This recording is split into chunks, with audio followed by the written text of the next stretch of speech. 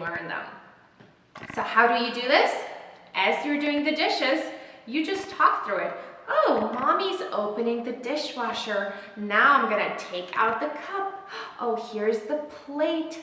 Let me put the spoon on the table. You're just guiding your child and talking through what you're doing. Or if your child is playing with cars, you just comment on what they're doing. Oh, wow, you have the red car. Oh, the red car is going fast. Vroom, vroom, go up and go down. So this way they can associate the words with what's actually happening. And the reason we want to comment on what they're doing is they're already engaged in the activity, they're having fun, they're focused on it. So you are just adding that language-rich environment so they can learn about what they're doing and the words and the labels for the things that they're doing. So here, it's really important to use short and simple sentences. You don't want to have long paragraphs or stories because your little one will zone out and he or she will probably not get all of it. So remember to use short and quick, simple sentences that describe the items. And another important point, don't get stuck on just nouns. It's important to label things, but we also really want to use other words like verbs, really teaching them all the different actions, prepositions, pronouns, so that your child has a larger vocabulary and a variety of words in it. All right, strategy number 5 is verbal routines. What's a verbal routine? It's a routine-specific phrase that you're going to use over and over again until your little one can predict what word comes next and he or she can fill it in. So for example, I love using ready, set, go every time I use cars or any toys that move. So every single time I take out the toy, I say, all right, ready, set, go!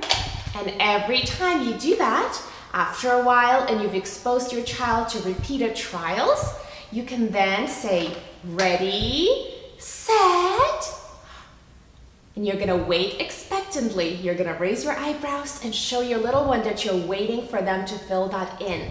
And you're gonna give them some time, and if he or she fills it in, wonderful. If not, you continue with your verbal routine and say, go! So you can do that all day long with all the different toys you have, and you're creating a routine where your child can predict what's gonna happen next.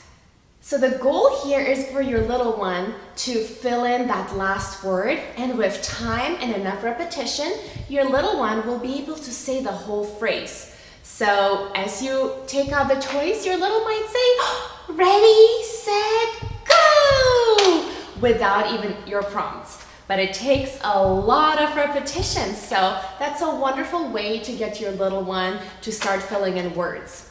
You can also use verbal routines during many other activities throughout the day.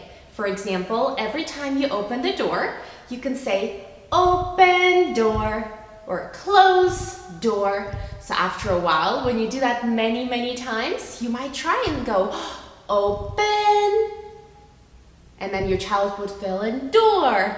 And then eventually maybe they'll say, open door. You can also do that with lights, turn on lights, turn off lights.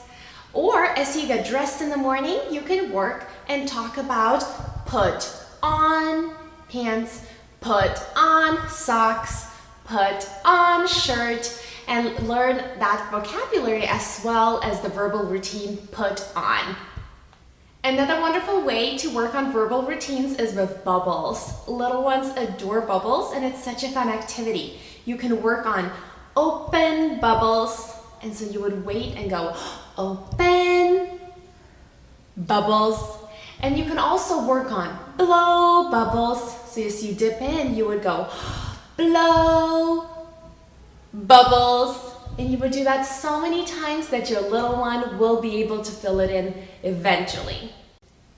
All right, our next strategy is communicative temptations or sabotage. Okay, I promise you, we're not torturing little ones. We're gonna create an environment where your little one has to use his or her words. So we're gonna set it up so that your little one has to use her or his words to tell you what he or she needs. For example, I love using containers that lock. This way you can put really exciting toys inside and leave it out. Once they see that, you can just wait. You don't have to help them open it. Don't do anything until he or she requests your help.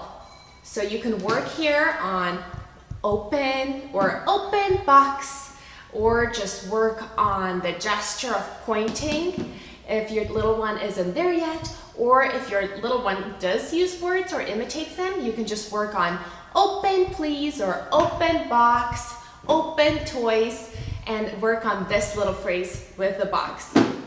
So using a puzzle is great. You can hide the pieces in different places, especially up high where they can't reach it.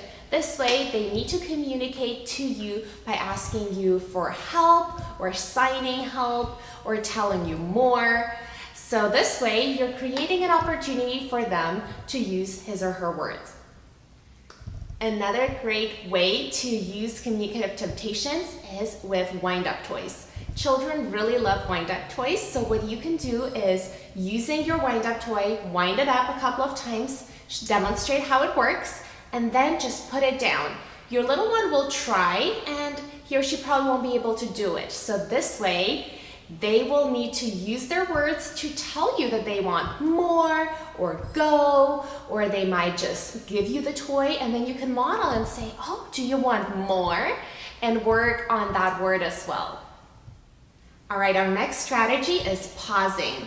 Pausing is so important. It's a wonderful technique we can use to give your little one some time to use his or her words. Oftentimes, our littles just need that extra time to process what we're saying, and by giving them some time, by pausing, we're giving them an opportunity to really use his or her words. So every time you ask a question, make sure you pause and give it a couple of seconds. And I mean it. Try to count to 3 in your head so that you actually give them enough time to process the information, think of their answer, and then let them use their words. All right, our next strategy is reducing questions and using more comments. So that one we talked about earlier, when we talked about the different mistakes we all make. So reducing questions is so amazing, and you can really see a difference in a lot of children's communication skills. When they are being asked so many things, it's really overwhelming. Imagine being a little one and having all these questions thrown at you. You would feel anxious and stressed, and having to perform constantly, it's exhausting. So what I want you to do is reduce those questions. And here's the rule. For every question, you have to make 3 comments. And that's your homework for today.